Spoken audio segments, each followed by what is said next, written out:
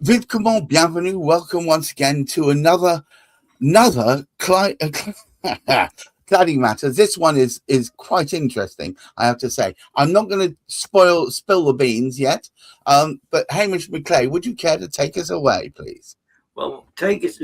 We can't be spilling too many beans because not a lot has happened so far.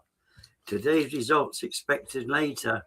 We're discussing all together the impact of local people voting in their local councillors who are going to represent them, because we've actually found that but this is called Cladding Matters for a very good reason, because we started the conversation speaking about the cladding and the dangers of cladding and the dangers of retained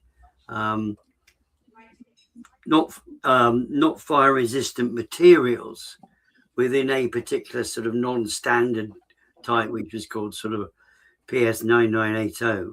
Yes. And it wasn't a particular standard, but people were adhering to it, and through their interpretation, they are leaving inflammable materials on those particular properties. Yeah, the biggest issue being that you could interpret it in a number of ways that allowed you to effectively leave the building still with heavily flammable materials on it. You're quite right, Hamish. Absolutely. So this is one of the major reasons why we set it up, because we hope to be speaking nationwide to people. Now, okay, we've got as far as Australia with our podcast, which is great. I think we've got beyond the edge of the nation, Hamish. Well beyond because all other countries are looking on us because they looked at the results of Grenfell, and Grenfell made recommendations. And unfortunately, those Grenfell recommendations haven't been adhered to in what would appear, in some cases, new build, worrying, but in other cases, those properties that require remediation, they're not being investigated effectively because they appear to be able to get away with these weak standards. If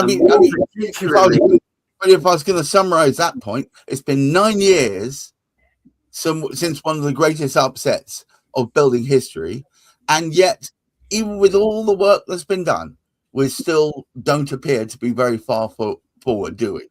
Absolutely. I mean, this is the big challenge, but it's made worse in the situation that Steve finds himself and the other 999 plus residents who are actually living there, because they are going to, after 2 years of being sat inside this shroud, which they have surrounding them, they're still going to be in exactly the same position.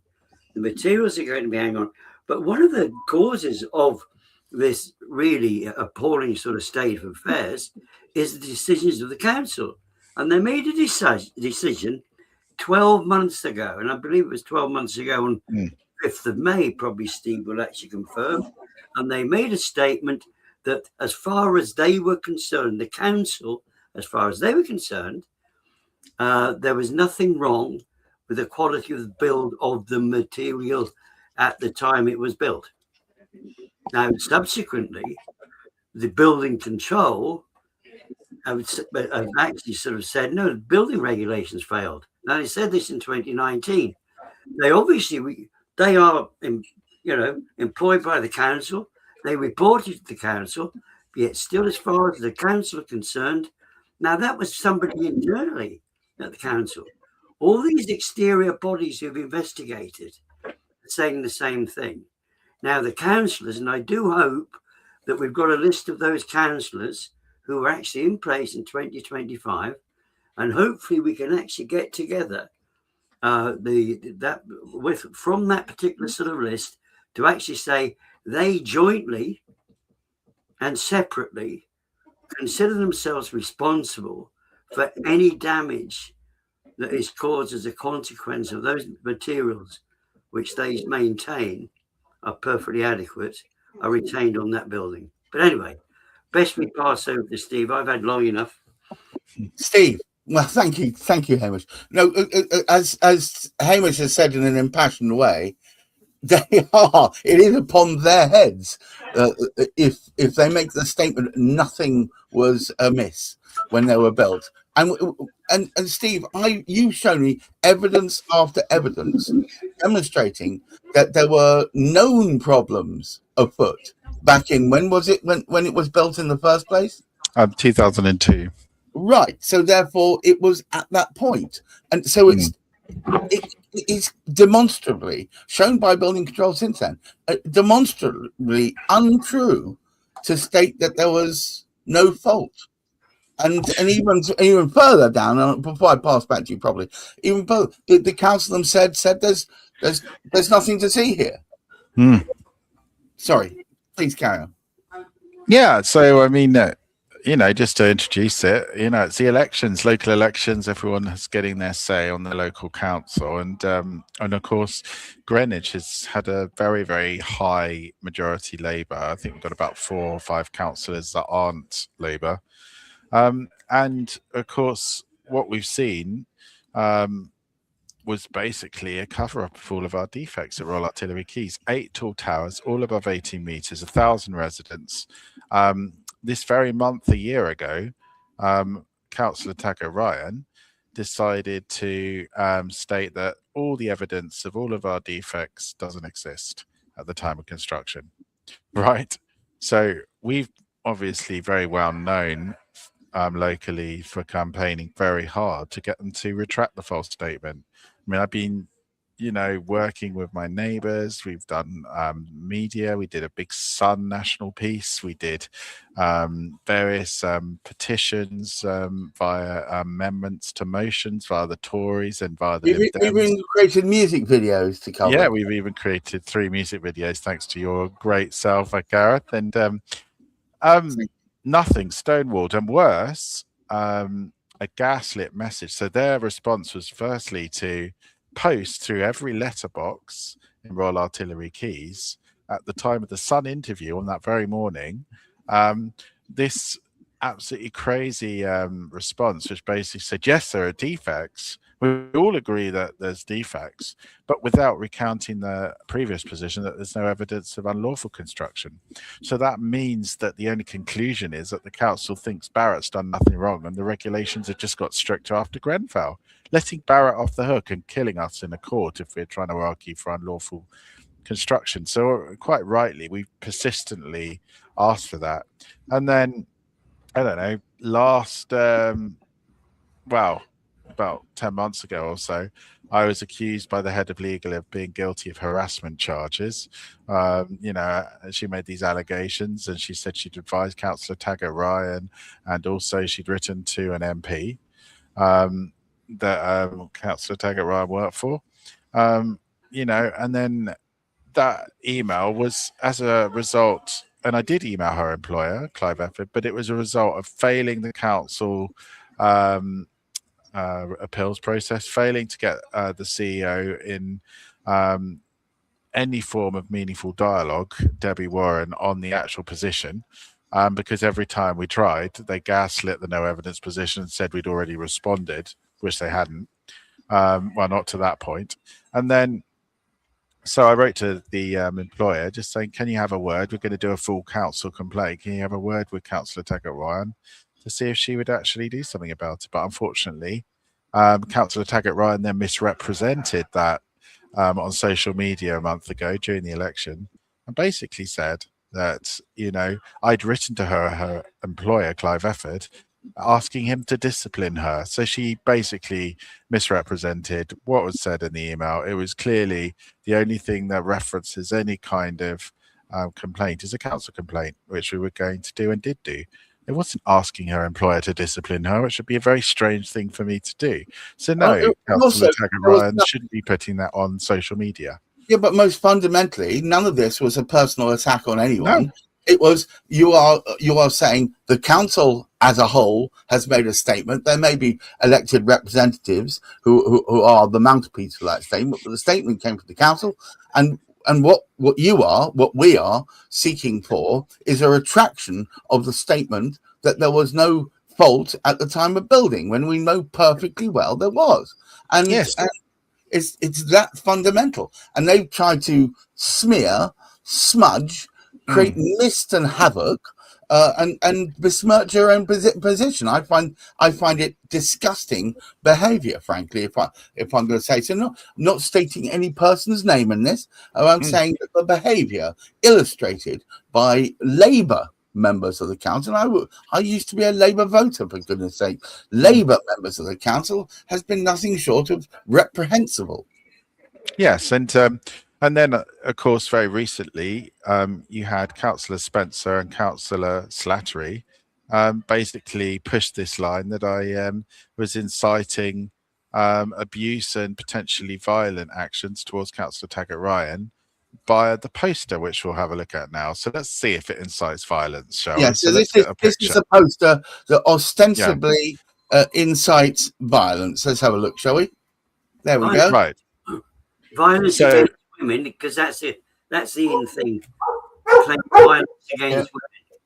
Yeah, so according to Councillor Spencer and Councillor Pat Slattery, this post and my associated social media post, which you can't see, but I'm not inciting violence in that, because I've used a picture of Rachel Taggart-Ryan, which is available publicly. You would have thought, well, they would have thought, not me, that incites violence, and it doesn't. It's very clear that all I'm doing is using her quote, which we double-checked, triple-checked from the letter she wrote us a year ago. And it says, there is no evidence to suggest that the works were in breach of building regulations at the time of construction. But underneath, it's actually a woman, not a man, calling her out. If we want to go down the fake misogynist accusatory route, is actually a lady, and a very powerful and experienced lady, Stephanie Barwise, Grenfell Inquiry Council, representing the victims against that atrocity, basically, building safety. She writes, Royal Borough of Greenwich cannot claim mistake in relation to its patently incorrect stance that there is no evidence supporting any breach of building regulations at the time of construction of Royal Artillery Quays. This is a position they can and should correct immediately. She's reviewed all the reports. She's reviewed my campaign, my style of it, from what she's seen.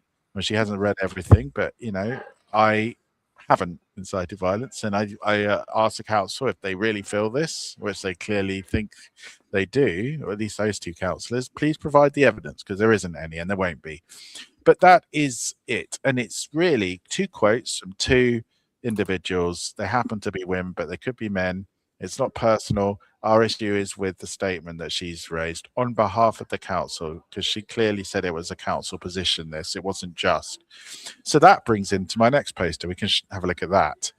So as it was a council position, and not just to put the blame on her, because I believe the blame is on her as the fire safety cabinet member, but also on the leader of the council. And here he is, Anthony Okereke. And Stephanie Barwise goes even further here. She says the optics of a council not acting in accordance with its own constitution by not being transparent and open and not taking potentially life-threatening building safety issues seriously are troubling and raise uncomfortable questions as to the council's motivation for taking what appears to be, and this is her words, a perverse stance and refusing to explain it or withdraw it for over a year. And that, that you can't get more damning than that. And it's again a picture of Stephanie Barwise, publicly available, and a picture of Anthony Okereke, also publicly available. And clearly what I say is Labour Greenwich Council failing residents on building safety. And I think from that quote, that's a fair conclusion. Now, both of those posters have been heavily attacked because I used AI. Well, I didn't use AI on the quotes. I didn't use AI on the pictures. It was just the overall design. And the reason for that is I've got, not much time on my hands because I'm looking after my dad who's end of life. So, there is no deep fake strategy here. There is no impropriety. It's just clearly I've done everything I can to make it as catching as possible because I want people to be aware that there's a great wrong going on in Greenwich here. And obviously, Stephanie Barwise agrees.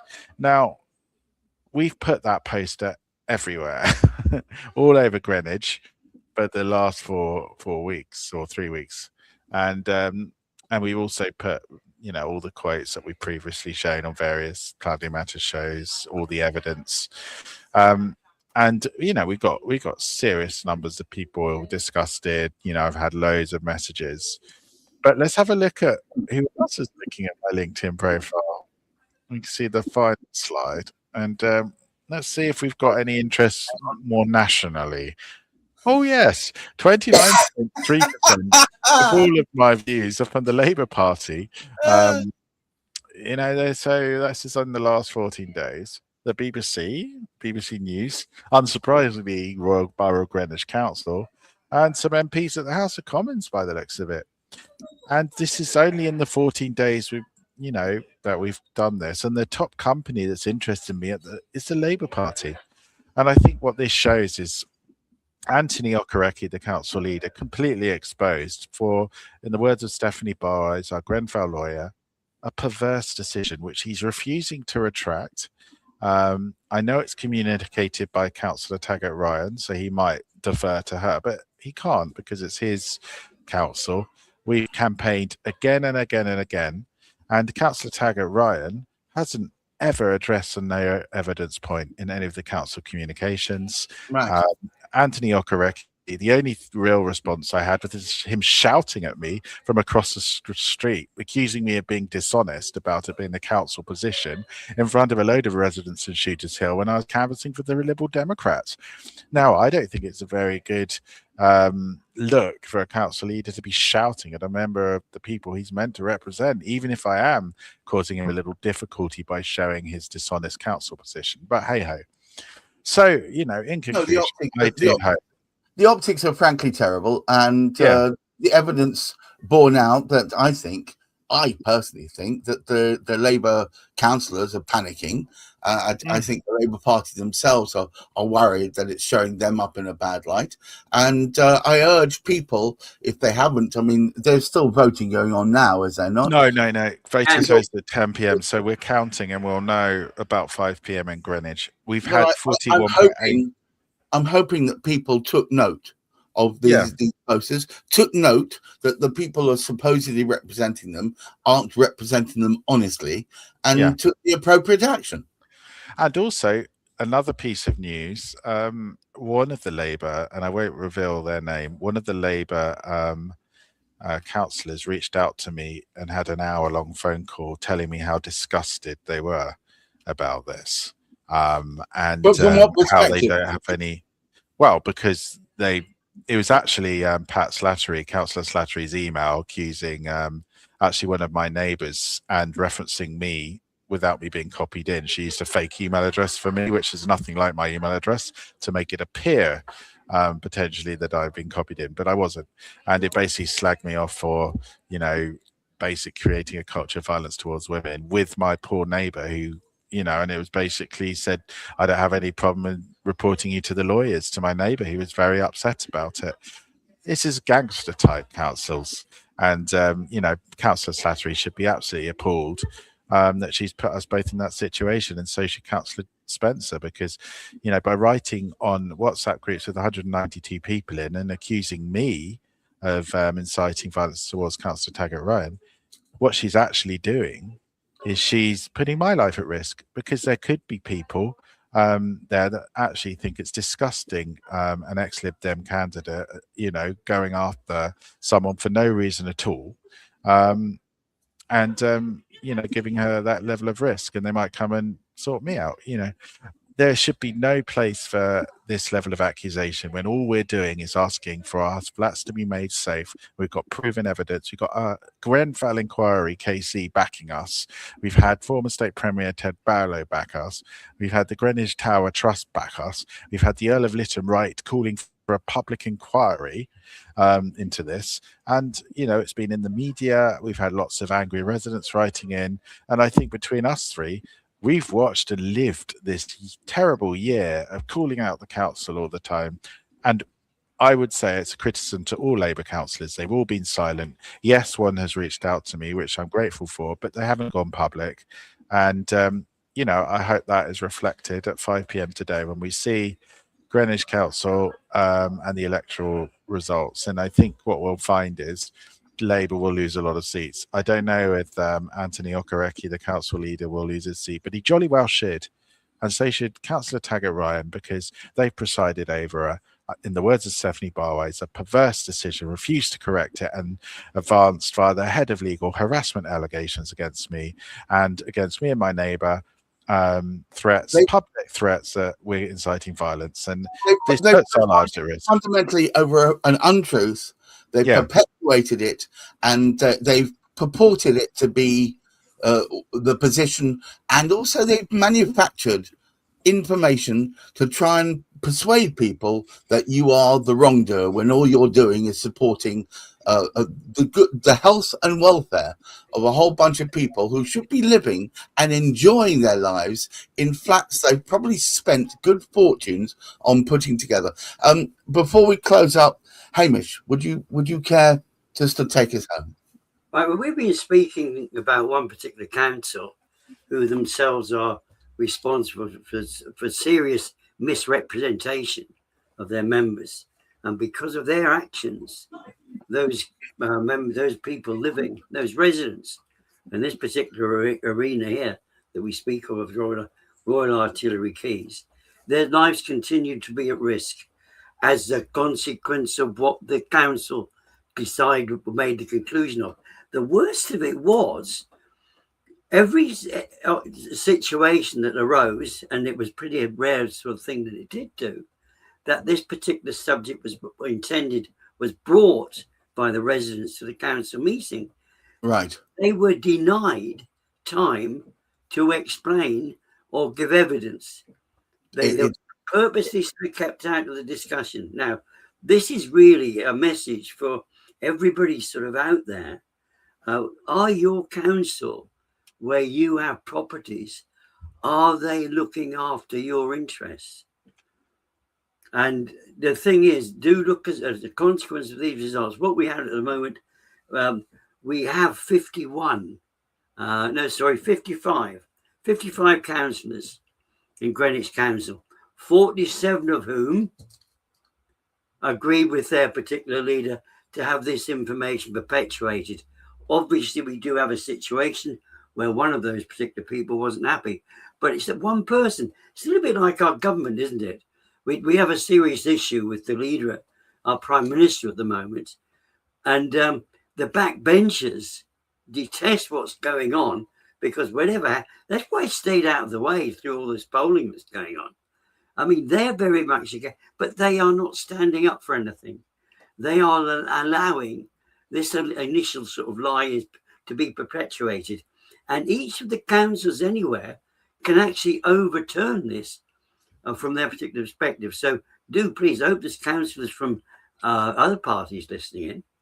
So hope when they become elected, they will make sure, because there are council areas all over this country where inadequate materials are being maintained or retained on the building to make sure that the insurance levels are high and the management figures are high. I wonder if they want to accept responsibility for that. I wonder if a case can be brought against them for this increase of cost because of the incorrect statement which they made and which they refused to, Well, something certainly. I'm going to say thank you, Hamish, for having put this together. It's been, I'm sure Steve would agree. It's been invaluable having this sort of thing in place. And of course, thank you, Steve, transmitting as he is from an unfortunate location. I wish him only peace and wellness, and hope things that you're able to resolve at some point. And to all of you, I'm going to finish with a quote from a good man, Edmund Burke, from quite a long time ago. The only thing necessary for the triumph of evil is for good men and women to do nothing. Yeah. And that is where we lie. Thank you so much. Keep your feet on the ground. Keep reaching for the stars. In these troubled times, please do look after your mental health. Goodbye for now. There's a tale about some folks with hammers and some nails. They'll polish through the moon, but their word always fails. They'll tell